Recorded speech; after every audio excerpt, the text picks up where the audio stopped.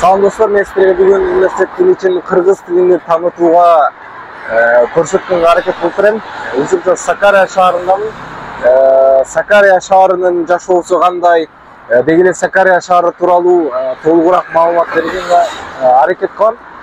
Өзгөчө азыр окууга бара жатканыма байланыштуу мен сіздерге жолдогу кантип барууну, же эмнелер керек, же эмне кылуу керектигин, ошол эле учурда университет тууралуу маалыматтарды бергенге аракет кылам. Азыр учурда мен общагада жашагандыгыма байланыштуу общагадан чыгып кампуска бара жаткан учурум.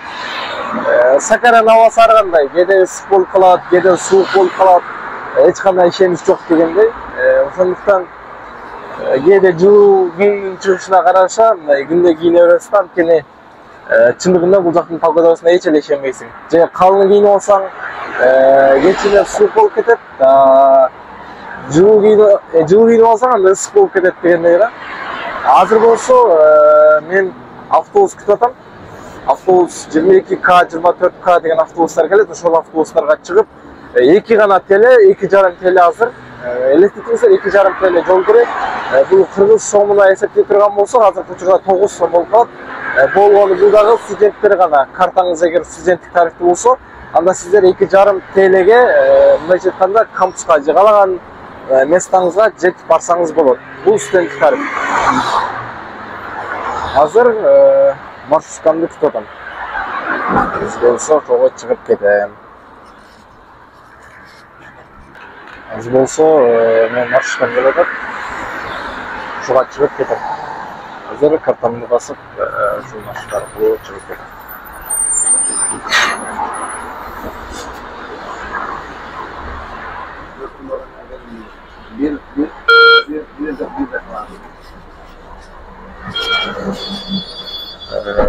Ушундай.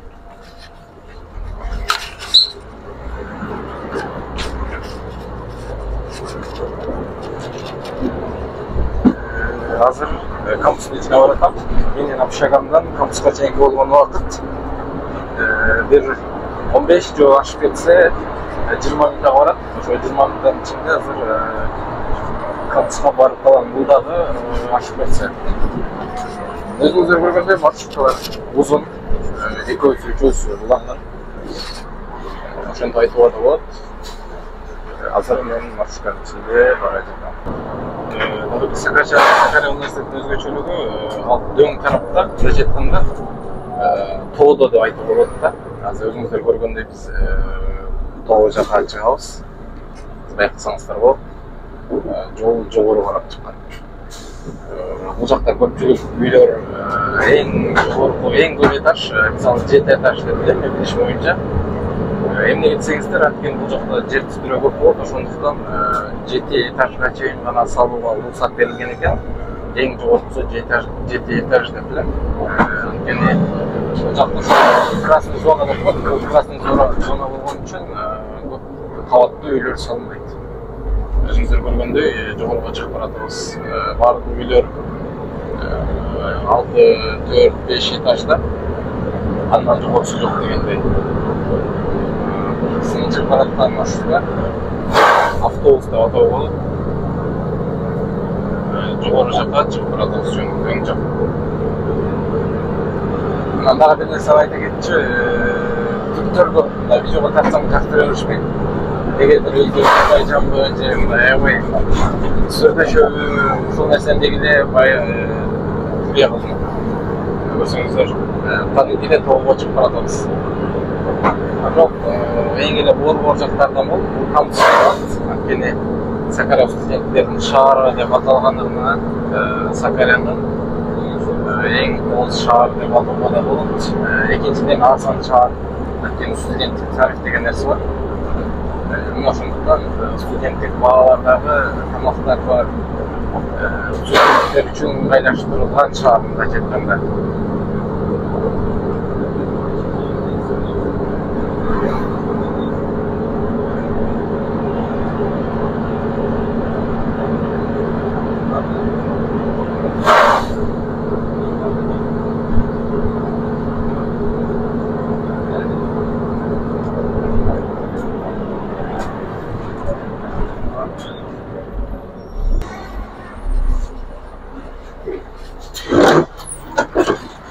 Bak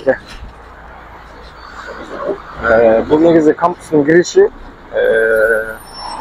Andan ары bir astronomdan keyin көрүп тургансыздардай kampüsün girişi var. Бирок men bir агайыма жолугуш үчүн бул жерден түшүп калдым. Азыр сиздерге башка жерди көрсөтөм. Бул жакта баардык жолдун четинде кафелерди көрүүгө болот. Кафелерде чачкы саткан жерлерди дээрлик баардык студенттер үчүн. Анткени бул жерде мындай жөнөкөй калк жашайт деп айтууга болбойт. Туура жашагандары бар, бирок бул жерде көбүрөөк ошол студенттердин жашоосу деп гана элестетүүгө болот. Кыздардын общагалары бар, балдардын общагалары бар. Анан өзгөчө мен сүйгөн нерсе бул кыздардын общагасы башка, балдардын общагасы башка да. Бул нерсе өтө сонун нерсе, анткени кыздардыкына балдар кире албайт, балдардыкына кыздар кире албайт да. Анан мен дагы түрктөр окшоп жолдун законун бузуп жолдон өтүп атам. Негизи мынтип өтүүгө болбойт болчу. Жолду аркамда өзүңүздөр көргөндөй жашыл полосада, көк полосада басып баратам. Бул көк полоса деген бул жакта велосипедтер бар. Велосипед, анан скутерлер бар, аларда жүрүш үчүн ушундай көк полосаларды коюп коюшкан. Эгер сен көк полосада басып баратсаң, анда белги чизип кетсе ал прав да.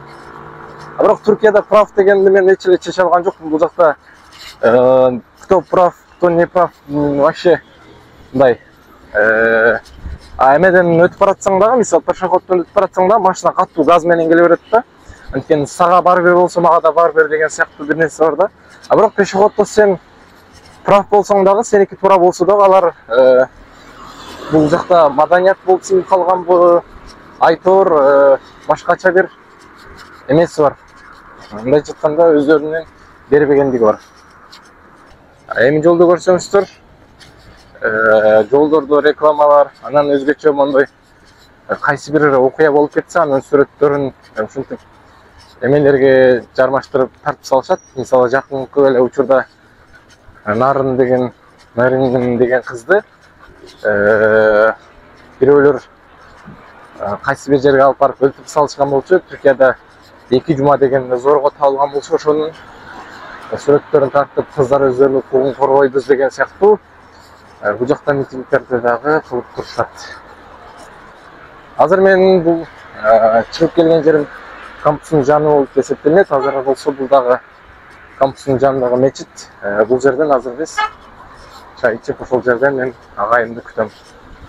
Өзгөчө мечиттердин, бизде мечит дегенде только намаз кылган жерди элестесек, бул жерде мечиттин кафеси, Wi-Fi бар, чай ичип, олтурганга ыңгайлуу китепканасы бар деп айтууга болот. Мынакей достор, караңыздарчы. Бул өзгөчө сонун нерсе. Мен үчүн мисалы жагат. Анткени туалети да жанында, бардык нерсеси жанында. Чай ичсең, чай ичесиң, тамак жейин десең, тамак жей аласың. Бул дагы сонун нерсе. Айтор, мен жактырган. Сәмим hocam, kolay gelsin. Eyvallah hocam. Çay alabilir miyim hocam?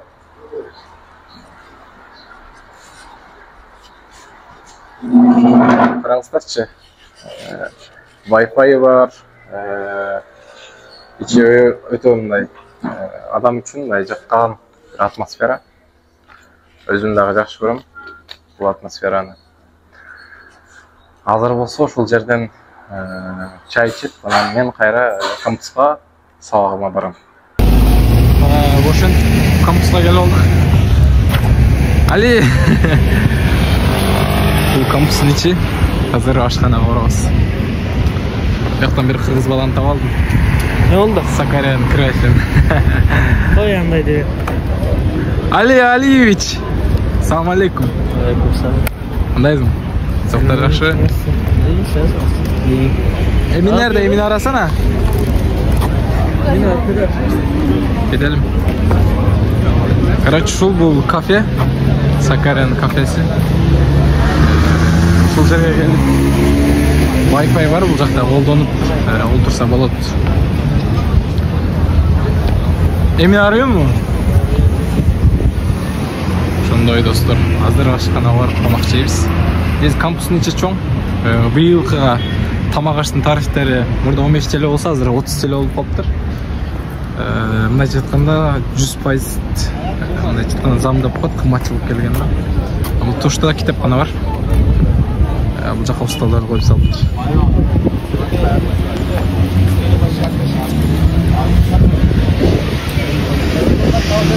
Oho. Şunday. Eskiden de artık burada değil. Sakarya'da getiremeyiz. Bu nesetin içi. Onda zaryatqa saygan жерler de var. Wi-Fi da var. Ne aldın Ali? Oo. Şimdi dostlar, bugün birincisini yükleyim. Hazır bolsa dostlar menen tamактанган баратабыз. Негизи ашкананы тартып берейин деген, бирок ал жакта аябай түш убактына келгенине байланыштуу, ал жакта аябай окуучулар көп болот да, ошон үчүн бул жагын биринчи бөлүк катары жүктөп коем. Ошондой. Братан, что-то бизге башкача көз менен карады го я. Az жолдон адашып кыргыздар чыгып калса жаңылышпайм. Кыргыздар аябай көбөйүп кетти. Али, кандайсың? Сок жакшы? Келтире экен. Cüsünde çevir de anlayayım da. Nasılsın diyorum. Oğlum burada ne yapıyorlar lan?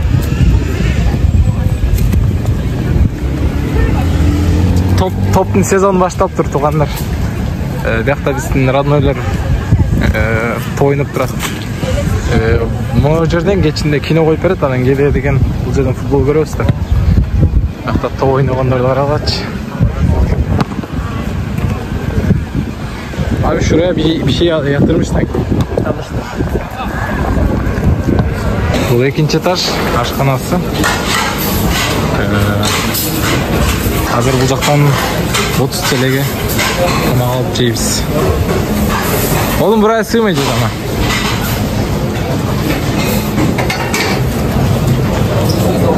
Sığacağız mı?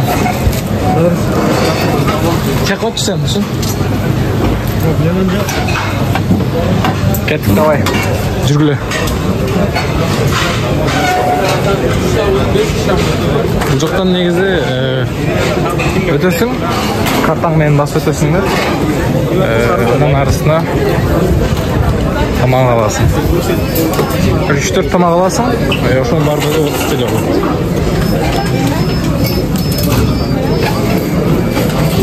Кыскада ушул тамактын баардыгы 30 TL болот.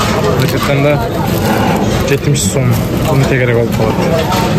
Шорпа бар, мен шорпа алган жокмун.